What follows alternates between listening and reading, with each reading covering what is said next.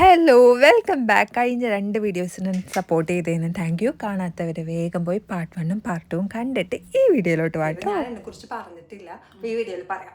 ഒരുവിധം പ്രെറ്റിലായിരുന്നു, ടില്ലിലാട്ടോ വർക്ക് ചെയ്തത്. അതുകൊണ്ട് തന്നെ നമ്മൾക്ക് പെട്ടെന്ന് ഒരു 2 months തന്നെ നമ്മൾ അവർ പറയണത് മനസ്സിലാക്കാനും ഒക്കെ പറ്റി.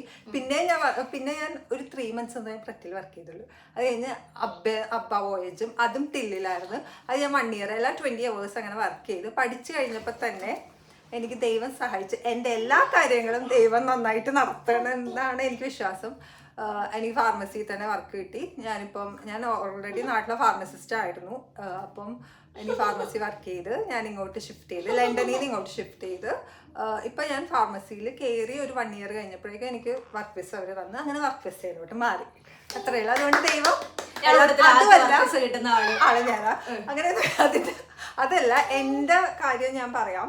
ഞാൻ കൊച്ചിനെ അവിടെ നാട്ടിൽ നിർത്തിയിട്ടാണ് പോകുന്നത്. അപ്പം ആര് ചോദിച്ച് നാട്ടിലെ ആൾക്കാരൊക്കെ പറയൂലേ ആ കൊച്ചിനെ എന്താ കൊണ്ടുപോകാത്ത കേൾക്കും. പക്ഷേ നമ്മൾ ആ വരമ്പുള്ള ആ കൊച്ചിനെ എനിക്ക് തോന്നുന്നു നാട്ടുകാര് പറയും, ഓ അവളവിടെ പോയി അടിച്ചുപിടിച്ച് പക്ഷെ അടിച്ചുപൊളിച്ചല്ല, അത് മെന്റലി നമ്മളത് കടന്നു പോയത്. അത് നമുക്കേ മനസ്സിലാവുള്ളൂ. ഞാൻ 6 months അത്യാവശ്യം ഇവനില്ലാത്തതുകൊണ്ട് എനിക്ക് ഒട്ടും പറ്റണ്ടായില്ല. പിന്നെയും പറ്റണ്ടായില്ല. പിള്ളേരെ കാണുമ്പോഴേക്കും എനിക്ക് ഭയങ്കര ബുദ്ധിമുട്ടായിരുന്നു. ദൈവം സഹായിച്ച് വർക്ക് വിസ കിട്ടി അവനെ കൊണ്ടുപോകുന്നു.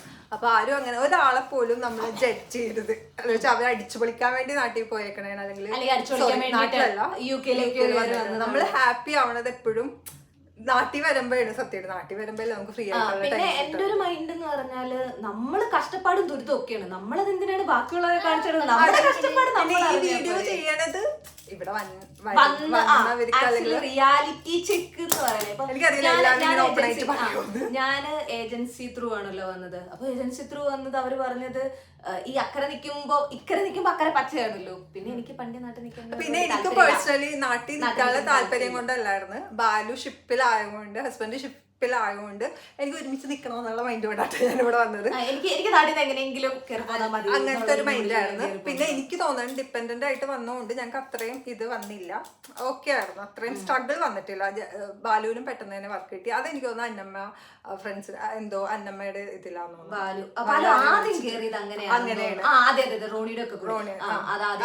പിന്നെ അവിടെ പട്ടിപ്പണി അത് ഭയങ്കര എന്ന് വെച്ചാൽ നമ്മുടെ ഒരു പേഴ്സണൽ ലൈഫും വർക്ക് ലൈഫ് ബാലൻസ് അത് ടൈമില് ബാലു വീട്ടിൽ വരുമ്പോ ട്രെയിൻ ഉണ്ടാവില്ല, ട്രെയിൻ സർവീസ് ഫുള്ള് നിർത്തിയിട്ടുണ്ടാവും. അപ്പൊ ബാലു വീട്ടിൽ വരുമ്പോ 4 മണി 5 മണിയാവും. അത് കഴിഞ്ഞ് പിന്നെയും വൈകുന്നേരം ഒരു 3 മണിയാകുമ്പോഴത്തേനും പിന്നെ ഒരുമിച്ച് ജീവിക്കാൻ വേണ്ടി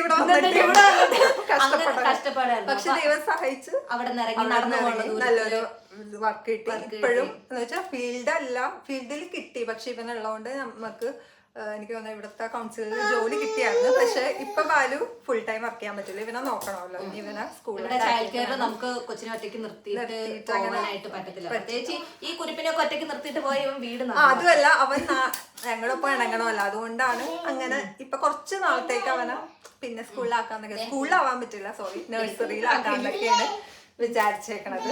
അപ്പൊ അത്രയില് എന്റെ എനിക്ക് തോന്നുന്നു ഒരുവിധം കംപ്ലീറ്റ് ആയിട്ടില്ല. ഇത് കംപ്ലീറ്റ് ആയിട്ടില്ല കേട്ടോ.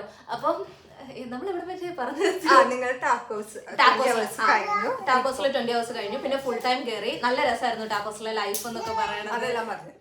ഇനി ജോലി കിട്ടിയിട്ട് ഇത് കട്ടിയില്ല നീ? ഇത് കുഴപ്പമില്ല. അതാ പറഞ്ഞു ഭയങ്കര ഓക്വേർഡ് സിറ്റുവേഷൻസ് ഇഷ്ടം പോലെ ഉണ്ടാവും. ഒന്നും വിചാരിക്കരുത്, ഞങ്ങൾ ഒന്നും പ്ലാൻ ചെയ്തിട്ടല്ലോ.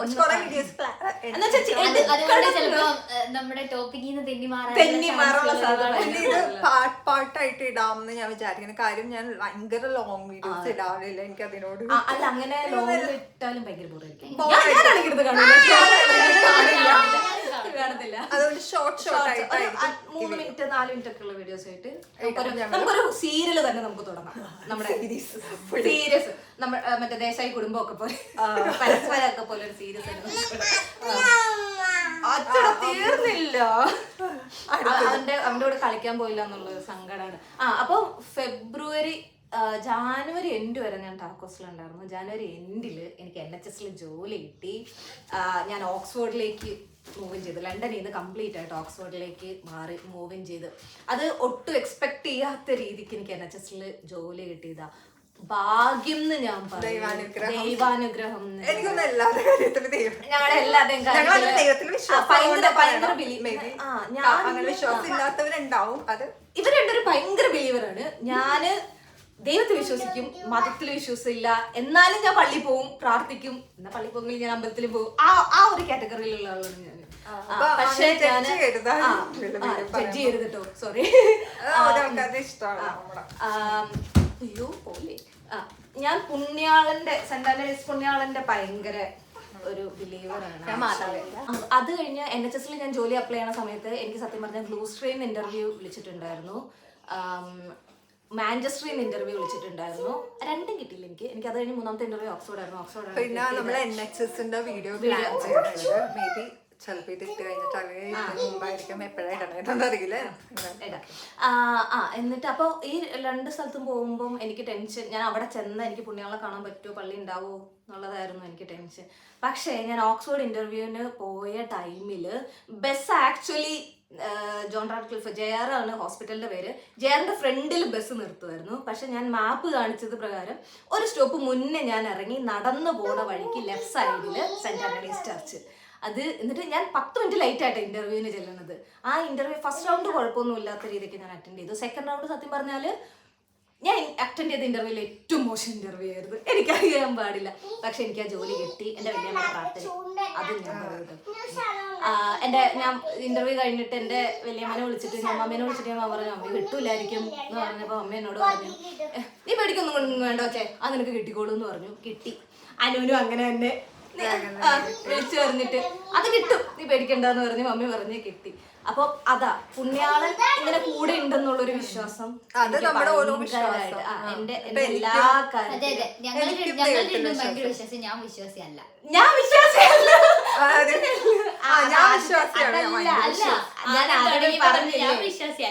ഞാൻ ദൈവത്തിൽ വിശ്വസിക്കും, മതത്തിൽ വിശ്വസിക്കും.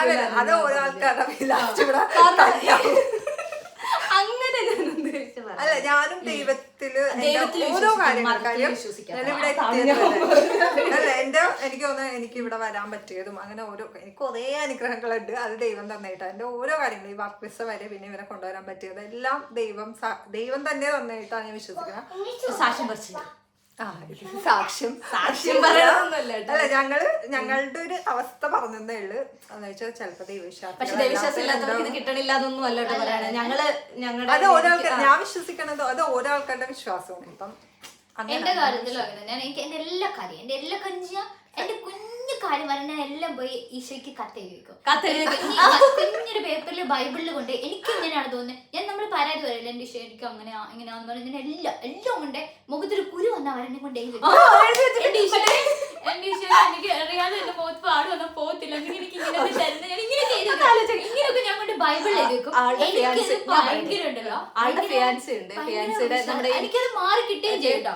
ഫിയാൻസി ഉണ്ട്. അപ്പൊ ആളുടെ മറ്റേ ഇത് വരില്ലേ എന്തോ ഈ വയറ്റിക്കേട് കൊണ്ടിട്ട് ചുണ്ടത്ത് വായില് കുരു വരൂല്ലേ, അത് അവന് വന്നിട്ട് മാറണില്ല. ആൾ എഴുതി വെച്ചത് മാറ്റിയിട്ടുണ്ട്. ഏകദേശം ഒരേ കാറ്റഗറിയിൽ ഞാൻ കൂടുതൽ എന്റെ കാര്യം പാടില്ല.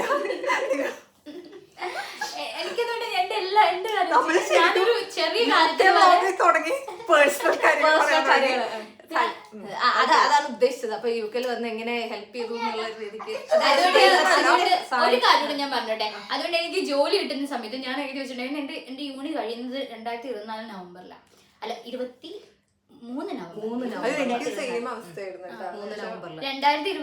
നവംബറിലാണ്. അപ്പൊ കഴിയുമ്പോ എനിക്ക് കഴിയുന്നത് എനിക്ക് വേറെ നല്ലൊരു ജോലി. എനിക്ക് ഒരിക്കലും കേരളം നിൽക്കാൻ ഞാൻ എല്ലാവരോടും പറയുന്ന കാര്യമാണ് ഈ സേഫ് സോൺ ആയിട്ട് എന്തോരം നാട്ടിൽ നല്ല ജോലി നല്ലതായിട്ട് പഠിച്ച് നമ്മൾ എന്തോരം കാശ് എടുത്തില്ലെങ്കിൽ നല്ല രീതിക്ക് പഠിച്ചവരൊക്കെ ഇവിടെ വന്നിട്ട് കെയർ വിസ എടുത്ത് നമ്മൾ നിർത്തിയിട്ട് കൊണ്ടാവട്ടോ ഞാനങ്ങനെ പറയുന്നത്.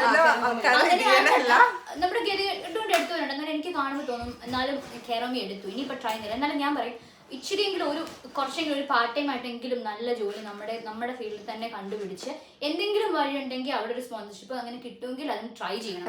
അത് എങ്ങനെയായിരുന്നു നമുക്ക് കുറച്ച് ബുദ്ധിമുട്ടുണ്ടാവും. പക്ഷെ കാരണം എനിക്ക് ഒന്ന് നമ്മുടെ ഇന്ത്യൻസ് പ്രത്യേകിച്ച് മലയാളികൾ പഠിക്കാൻ നല്ല മിടുക്കരുത്, നല്ല കഴിവുള്ളവർ.